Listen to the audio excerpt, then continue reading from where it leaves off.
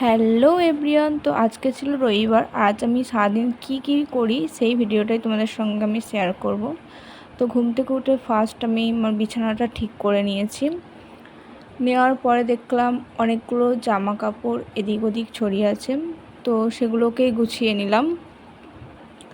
দেন আমি ব্রাশ করে নিলাম, আমি ফ্রেশ হয়ে নিলাম, তারপরে আবার গোছাতে চলে এলাম। তো এই জায়গাটাকে আমি এবার সুন্দর করে গোছাবো। এটাই ছিল এর ফাইনাল লুক। আর আমার ক্লিপের কালেকশান আমি তোমাদের সাথে শেয়ার করে নিয়েছি, চাইলে ভিডিওটা দেখতে পারো। দেন আমি এই জায়গাটাকেও সুন্দর করে গুছিয়ে নিলাম। তারপরে ঘর গোছানোর পর যে নোংরাটা হয়েছিল সেটা ঝাড়ু দিয়ে পরিষ্কার করে নিলাম, যেটা করতে করতে আমার 1:10 বেজে গিয়েছিলো। তারপর আমি গিয়েছিলাম স্নান করতে, আর স্নান করে আস্তে আস্তে আমার 2:45 বেজে গেছে, কারণ ওই দিন ছিল আমার হেয়ার ওয়াশ ডে।